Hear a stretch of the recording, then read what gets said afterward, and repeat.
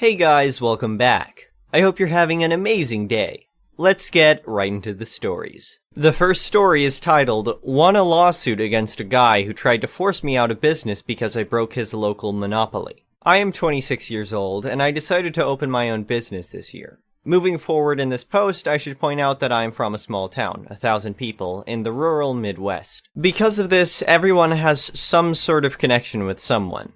We went to one of the liquor stores in the closest city, 30-ish minutes away. Small city, 8,000 people. When we were grabbing some alcohol for a party, I was looking at the prices and saw how insane the prices were. For a 6-pack of a local beer, we were charged $15. I was thinking about this and figured that I could probably make bank opening a liquor store.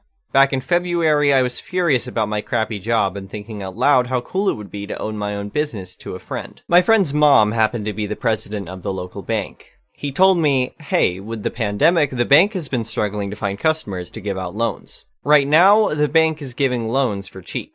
A couple of weeks later, I went in and met with my friend's mom and pitched my idea with the research I had done on alcohol prices, potential demand, and estimated income. I got the loan at a fantastic interest rate. I bought a building, which happened to be the former bank, and hired my dad to help me renovate the building. My dad is a general contractor, and he gave me an excellent quote on materials and labor. After working everything out with the distributors, getting the proper licenses, and getting my paperwork I needed for the government, I was ready to open my liquor store in May. I had started taking out ads in the local newspaper advertising my store and my prices. When I was in talks with my distributors, I learned, even with inflation and everything else, the liquor stores in the city had like an 80% markup. I talked to a local business owner, and he suggested that I have around a 35% to 40% markup. Because of this, I was significantly cheaper than the closest liquor store and had a much wider selection than the gas stations and small local stores nearby. My hometown is near a national forest. As such, we have a lot of people who come up for weekends for recreational activities year-round. My first week, the week before Memorial Weekend, after opening, I had made a $4,000 profit. It was great being my own boss. If someone was rude to me or my girlfriend, oh, I'm sorry, you can do your business elsewhere. If someone tells my GF, go back to China, you chink idiot, they can pay me 15% more at the register. Did the gang and I run out of alcohol? Time to grab my keys. Not car keys, the store keys. My apartment is like 2 blocks away. And go to the store. That's not to say that it wasn't difficult running my own business, especially that my only employee was my GF, and we were both working 6 or 7 10 to 12 hour days a week. I was both manager, accountant, and cashier, but fuck, it's so much nicer knowing I can tell someone to pound sand for being a prick. Couple of weeks after Memorial Day, some old guy walks into my store a couple of minutes after I opened. He seemed friendly enough, but eventually he offered to buy my store. I'm not going to say the amount, but it wouldn't have even covered my principal on the loan. I rejected the proposal outright and refused to negotiate the sum higher. He walked out of my store saying, well, you'll be sorry you rejected that offer. The next month, a guy walked into my store and asked if I was the owner. After saying yes, I was informed that my business was being sued by this random guy I never heard of for libel. After he left, I was freaking out and I decided that I was going to close early. When I got home, I googled the guy and soon saw a picture of the guy that tried to buy my store. Turns out that this is the guy who owns both of the liquor stores in the nearby city. It also just so happens that he is on city council. With a little bit of further digging, I learned that this city has an ordinance that reads, any business institution that does not fulfill the definition of a restaurant, tavern, or liquor dispensary will be excluded from obtaining a license for the sale of alcohol. Later, I discovered that the same guy happens to be the head of the board which approves liquor licenses. I love small-town corruption. Either way, I had a major issue. My maternal uncle happens to be a lawyer in a neighboring state. I decided to call him and try to get some legal advice. I talked to him and read the documents that I had been handed/served over the phone, and the research I had done. After receiving all of the information I had read off, I was expecting to get some sort of advice, but instead heard, hang on, I gotta make a call, and he hung up. I'm freaking out. I was actually about to post my first post to r/legal advice. I'll be honest, I just wanted someone to tell me it was going to be okay, and I didn't need to crawl to this guy on my hands and knees. As I was writing the title, my uncle called back. Hey OP, I just got off the phone with my partner. He agreed that we can take your case pro bono. If you would like to accept, we can discuss at my office tomorrow at 1 o'clock. This is how I learned that my uncle is on the bar in 3 states. So, we meet, and we discussed the case. It turns out that the guy filed the libel suits against my business based on the ads I took out in the local newspapers. He claimed that my ads were targeted to damage his and his business's reputation.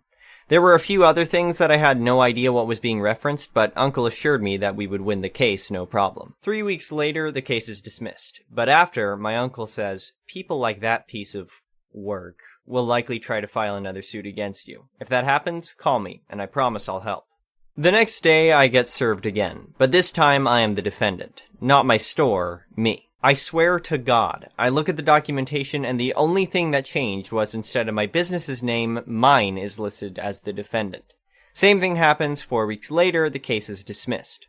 Over the next 3 months, I was sued just as many times. Before the 5th case's hearing, we had a settlement meeting. My uncle, the judge, the guy suing me, his lawyer, a bailiff, and I were sitting in this room. Judge says, you two have been in court 4 times already. Is there any way we could come to an agreement that'll stop this cycle of faulty litigation? The guy's lawyer says they have an offer and hand it to my uncle, who then hands it to me. It essentially read that he'll stop all litigation if I sell my business for about 30% of remaining loan principal. I outright rejected the offer and made a counteroffer. I said, if you drop this case, I won't sue your ass for harassment. He busts out laughing. Sue me? With what money? The legal fees alone ought to have drained you. You should be happy I chose to extend this offer and not sue your ass into bankruptcy and buy that crap hole from the bank when they foreclose on your dumb ass. The judge, the bailiff, and the guy's own lawyer were all looking at him, aghast for saying the silent part out loud about the real reason I was getting sued. My uncle straight out said to him, "Oh, I'm sorry. Apparently you were never told. I've taken all of my nephew's cases pro bono. The only money he has spent on your litigation is gas. And bluntly, sir, I think your outburst has just insured a suit against you." After that, we just left, and I was then informed a few days later the litigation was dropped. Right now, my uncle and I are talking about the future suit against the guy. I want to sue the guy for a very high amount to try and get press attention to this guy and his sketchy actions. Although, my uncle warned me that we'll need to be careful because if we set the damages too high, it'll look like we're just being vindictive. This suit won't be pro bono, but after getting sued 5 times for free, essentially, I'm not going to complain. Looking back on this, I'm so thankful that my friends and family supported me the entire way, especially my uncle. Without my uncle, I would have absolutely lost my business. The next story is titled, Ex-Wife Steals My House and Evicts Me from My Property. Calls 911 for me trespassing. The day I divorced my ex-wife was a turning point in my life that changed me forever. It was a moment that I had never thought I would experience, but fate had other plans for me. When I met my ex-wife, she was everything I wanted in a partner. She was charming, warm, and seemed to possess all the qualities I desired. She was even shy and meek, which was a breath of fresh air compared to the outgoing and sometimes overwhelming personalities of the women I had dated before. However, as soon as we got married, everything changed. The real her came out, and it was not a pretty sight. I discovered that she had been lying to me about her parents being drug addicts, and that she had a history of stealing money from them to fund her addiction to drugs and alcohol. She was also prone to explosive outbursts and aggression, especially when things didn't go her way.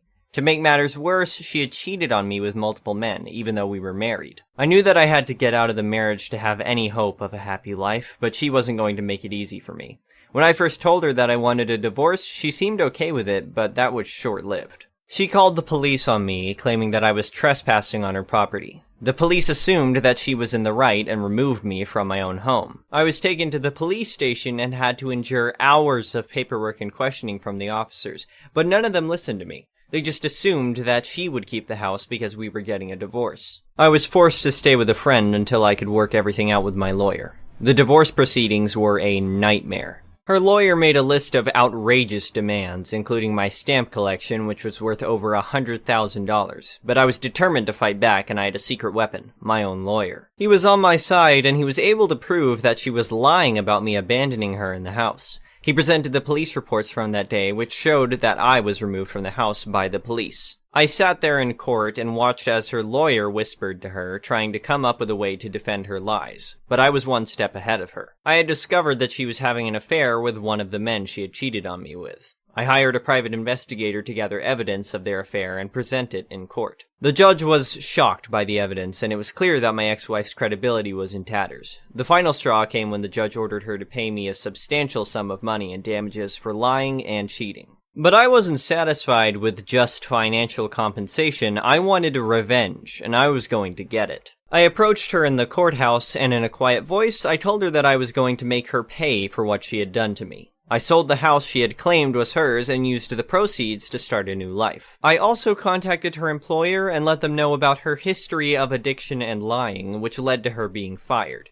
Finally, I spread the word to her friends and family about her infidelity and her lies, destroying her reputation in the process. The day I divorced my ex-wife was a turning point in my life, but it was also the beginning of a new journey. I learned a valuable lesson from this experience. Sometimes people aren't who they seem, and it's important to trust your gut instincts. The next story is titled, My Neighbor Cursed Me for Using My Own Yard. Well, I'm going to use it even more. So, I've lived in a townhouse for the last 3 years. I live with my husband and 2 60-pound dogs. For a bit of background, I got attacked by a dog just before my neighbors moved in 2.5 years ago, which left me with a fear of strange animals up until recently when I was able to work through my trauma with my therapist. My neighbors have 4 loud and reactive dogs, 3 Chihuahuas and 1 Australian Shepherd, which charge the fence whenever they see someone on the other side and bark constantly. This had prevented me from using my backyard for the last 2 summers. Now that I have worked past the panic attacks and fear, I'm spending a majority of weekends in my yard and let my dogs go back and forth freely from the yard. My dogs have been well socialized and don't have any interest in the fence when the other dogs are reacting. Up until yesterday, when the neighbors' dogs come out, I would bring my dogs inside. But it would still mean a minute or so for their dogs to calm down. I would let my dogs back outside to play when the neighbors go back in. This was no big deal to me. Now cue Sunday. The neighbors let their dogs out, they react, I bring my dogs in. Same old routine, except my neighbor curses me under her breath. Keep your fucking door shut. This is not the first time they've been rude either. This gets under my skin, considering her dog's reactivity is the reason I didn't feel comfortable in my own backyard. And it's not my dogs who are reactive. Plus, I've always been the one to bring my dogs in, not the neighbor. So, I've started to be a bit petty. Now, when the neighbor lets their dogs out, I stay out and play fetch with my dogs while her animals are going apecrap, instead of bringing my dogs inside as I've always done. My dogs love it because they're getting more exercise than before. It's only been 3 days, and my neighbor is exasperated and has to chase her dogs around the garden. Side note, they have another dog on the opposite side of them, which they are equally reactive to as well. I have patio furniture being delivered tomorrow, and I fully expect to enjoy my yard to the fullest this summer. After a week or 2, I'll probably put up a visual blockade so her dogs can't see mine to be nice, but I'm not going to restrict my well-trained animals for her untrained ones any longer. Don't appreciate my courtesy, I won't give it. The last story is titled, Wait, so I have to put my money on the gift cards? I work at popular redhead fast food empire, and since our lobby is closed due to COVID-19, all orders must be taken at the drive-thru. This puts me by our pickup window and listening to orders over the headset. Enter our star of the story, who I will lovingly call Karen. She drives up to the speaker and asks our drive-thru person if we have any gift certificates. Karen: do you all have gift certificates? Coworker: no, we do not.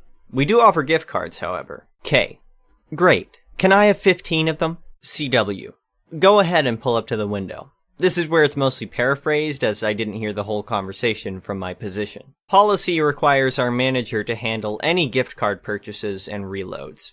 As my manager is getting the cards together, she asks how much she wants on each card and who they're for. Karen: I need $2 on each card. They're for my employees. Manager: alright, so that comes to $30 total. K: wait, I thought I didn't have to pay for them. M: well, that's how the money gets put on the cards. You need to purchase the funds. K: that's ridiculous. I don't have to pay for them. I'm a business owner and I'm struggling because of the corona. M: well, I'm sorry, but we can't just give these to you on the house. The rest was tuned out as another person came through our drive-thru and I had to help fill an order. From what I saw, Karen drove off without her gift cards. Why on God's green earth would you give your hard-working employees $2 gift cards to a fast food place? I'm glad that lady left without purchasing. Her employees deserve better. Thank you for watching. I would really appreciate it if you could like the video and subscribe to our channel if you haven't already.